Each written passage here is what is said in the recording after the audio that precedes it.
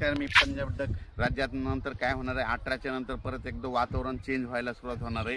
18च्या नंतर काय होणार आहे, मग हे नांदेड जिल्हा झालं, लातूर जिल्हा झालं, अक्कलकोट, सोलापूर, उदगीर, निलंगा ह्या शेतकऱ्याचं काय झालं, पाऊस नसल्यामुळे त्यांचे सोयाबीन थोडं सुकत येतं। त्यांना सांगू इच्छितो की 18च्या नंतर तुमचं नांदेड झालं, धर्माबाद झालं, बिलोली झालं, नायगाव, त्याच्यानंतर इकडं त्याच्यानंतर जळकोट, त्याच्यानंतर अक्कलकोट ह्या भागामध्ये मग 18-19 पासून जरा चांगला तुमच्याकडं पाऊस पडणार आहे। कारण की काय होणार आहे, 18च्या नंतर तेलंगणा, आंध्र प्रदेश, तामिळनाडू, कर्नाटक तिकडे पाऊस पडत राहिल्यामुळं आपल्या महाराष्ट्राच्या सीमालगत ह्या पट्ट्यामध्ये पाऊस येणार आहे। म्हणून त्यांच्यासाठी म्हणजे लातूर जिल्ह्यातल्या त्या बॉर्डरच्या शेतकऱ्यांसाठी आनंदाची बातमी।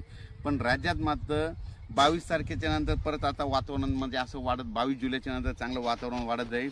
मात्र 27, 28, 29 जुलैला मात्र काय होईल, मग राज्यात सर्वदूर मोठा पाऊस येणार आहे। म्हणून हे अंदाज लागतो। म्हणजे सांगायचं झालं तर 25 जुलैच्या नंतर जुलैच्या शेवटच्या आठवड्यात चांगला मोठा पाऊस येणार आहे। म्हणून हा अंदाज लक्षात येतं। आणि तुम्हाला एक सांगतो, हे जे अंदाज देत आहे हे नेमकं माझ्या शेतामध्ये, आणि हे आम्ही धूप यांनी कापूस लावलेला, या ठिकाणी हे अंतर 3x1 केलेलं आहे। आणि ह्या 3x1 काढल्याच्या नंतर त्याला एकदाच फक्त रेगाटीला खत दिलेला आहे, परत खत दिलेला नाही। आणि पाळी चालू आहे, शेतकऱ्याला सांगू तिथं कापूस वाढू द्यायचा नाही, कापसाचं अंतर कमी करायचं।